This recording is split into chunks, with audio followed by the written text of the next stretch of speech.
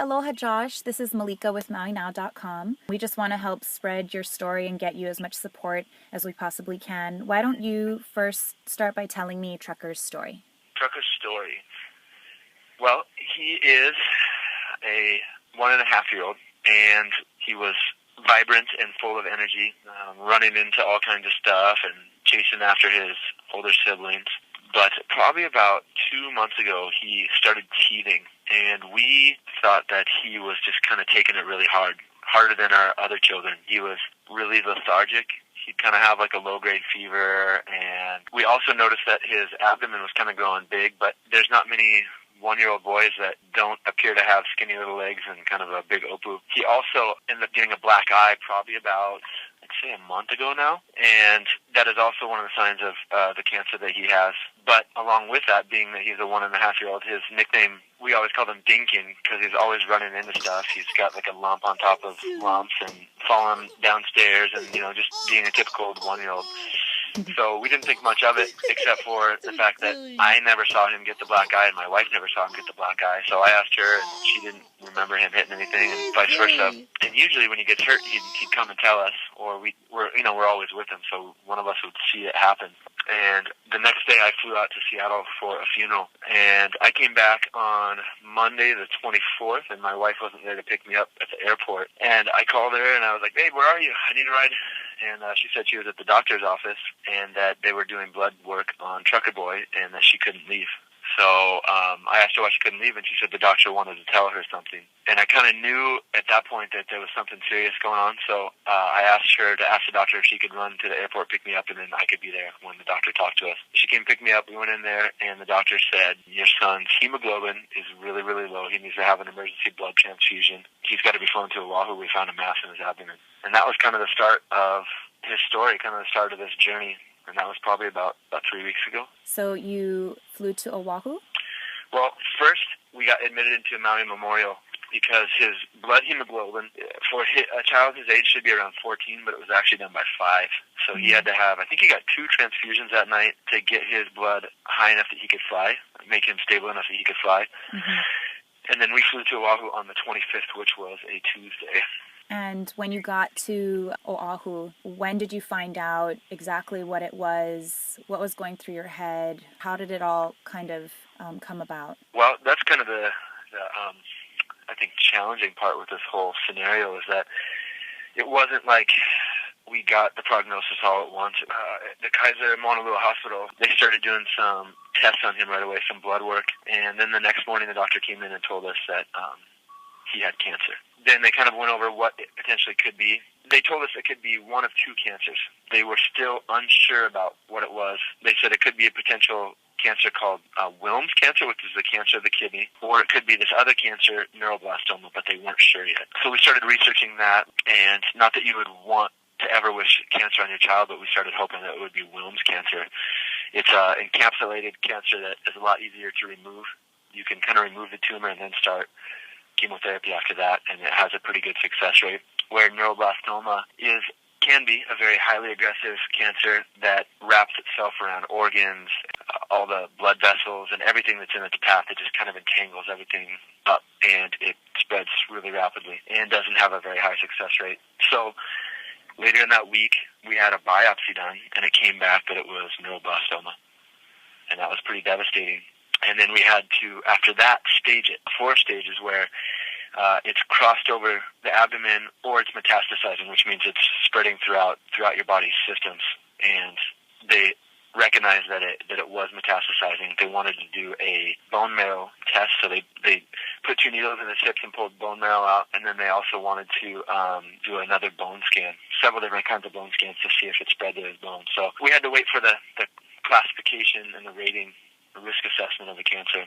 The results back that it was in 50% in one of his legs and then 30% in another one of his legs. We knew that we were stage 4. We still didn't know what risk level that was. So they had to wait for the pathology results to come back. And when that came back, we found out that it was stage 4, high risk, and what they call MYNC amplified, which means there's a really, really high chance that even after chemo treatment, it's going to come back, and it's going to come back more aggressively. then realized we were kind of rock bottom. We got the worst news that we could have gotten with that cancer. I'm so sorry for everything you guys are going through. How has he been dealing with the tests and biopsies and needles and everything? It's been hard, you know. He's been definitely irritable. He's been in a lot of pain. You know, he's not very vocal, being that he's 20 months old. He does sign language, just like baby signs, and he's constantly telling us where he's hurting at, and he kind of points all over the place. This week has actually been a fairly decent week. You know, he smiled a little bit yesterday and today, and kind of played a little bit. A side note: my fire station and some friends got together and they flew our whole family up on Thanksgiving to be with us. We got to spend that time as a family on Thanksgiving, but we kind of knew that this was going to be the last time, at least for a while, that he was going to be walking around and not in a hospital bed, not hooked up to a bunch of stuff. How is your family doing and your other kids? Well, we actually made a decision this week. You know, we don't know how much time we got with Trucker, and you know, we're still praying that, you know, that God's going to heal him, but we want to stick together as a family. We're a really tight family. We just do a lot of stuff together, and it's been really, really hard being apart. So we made the call, and we're going to stick together. I don't know what that looks like over the next season of our life. We're going to do it together. Emotionally, this must be just so taxing and draining. How are you and Shauna doing, and where are you getting your strength from? This has been the hardest thing that we've ever been to, hands down. It was hard, you know. We felt pretty crushed, pretty devastated, you know, by the round after round of bad news. You know, I think the biggest thing for us and our family is our faith in God. We know that whatever is going on, whatever is going to happen, that God's in control and He's got a plan, and we're just trusting Him in that. And along with that, God's placed some really, really awesome people around us. For one, my wife. If I wasn't doing this with her, it would be devastating. And along with that, we have, you know, the fire station.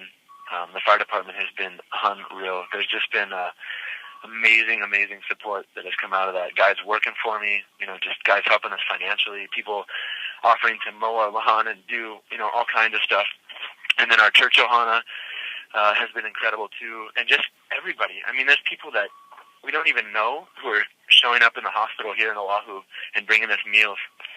But it's been crazy. The outpouring has come from all different places. I mean, we've been getting texts and calls and support and money from people all across the country, from fire departments all across the country, you know, just different groups and organizations from all across the country, and especially in Maui and Oahu and the islands. And you know what's crazy to me too is, like, I didn't realize this before, and you don't really until you're in it, but there's a whole community of people who are going through the same thing we are. I mean, there's other families. There's in fact, the other day there was 3 families here from Maui in our hospital wing, you know, who have a child with cancer, and it's insane to me, you know, and that's been one of the things too that's really, like, kind of encouraged me, is that I have these other families that we can talk to and say, you know, what have you done? What would you do differently? What have you learned? You know. Mm-hmm. You asked about how we're able to do this, you know, and all the different fundraisers and stuff that are going on. Like, Shauna and I haven't been involved in any of that stuff. It's just been friends and family members who've stepped up to the plate and said, you know what, I'm going to research grants for you. You know what we're going to do? We're going to find people to throw an auction for you. We're going to find people who are going to print T-shirts, and people have, you know, even the people who are printing the T-shirts, Steph on the 808 Printing, they donated all the printing and the T-shirts for us. I mean, it's crazy. You know, like, we haven't had to do anything except for focus on our family, and people are allowing us. They're allowing me to be a dad and to be a husband right now. Speaking of that, I mean, I have a list of 6 fundraisers. The Bank of Hawaii is accepting donations. Your Give Forward campaign is at nearly $100,000. The fire department has shirts and hats and stickers. And, I mean, the Facebook page has thousands of followers. What does that community support mean to you? Honestly, I don't think we would have been able to do this if it wasn't for that support.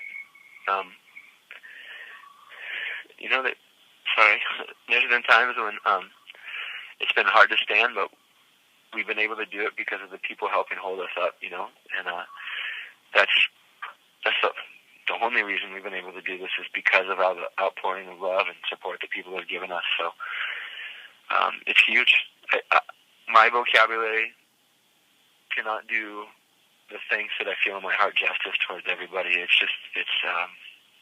amazing. The Team Trucker Facebook page, is asking for truck photos and truck drawings and all of these fun things for Trucker to help bring his mood and spirit up. Have you guys been looking at those photos? What is Trucker's reaction? Like, usually what I'll do is I'll wake up in the morning and we'll look at pictures. We'll look at the different pictures that people send, and it's so awesome because Trucker he'll talk about the stuff that he sees in the pictures. Like, we saw one the other day.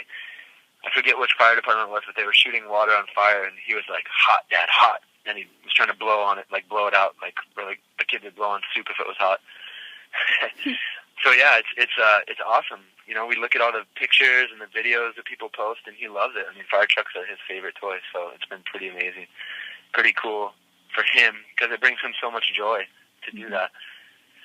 There's a lot behind a name. Why did you name him Trucker? I actually knew one guy named Trucker. I used to tend bar at Charlie's, and he was a gentleman who would come in. He was one of our regulars, and he was, the Dos Equis commercial, The Most Interesting Man in the World? Uh-huh. I think that commercial was actually made about him. He'd come in and he'd order scotch on the rocks. That was his drink, and he's traveled the world. He was one of the most interesting people I'd ever met. And he was just kind of one of those guys who had done so much, and it just kind of stood out, I was like, Trucker's going to be someone who's just, he's got some big shoes to follow, and he's got his sister and his big brothers, and I knew he was going to be moving forward in whatever he did.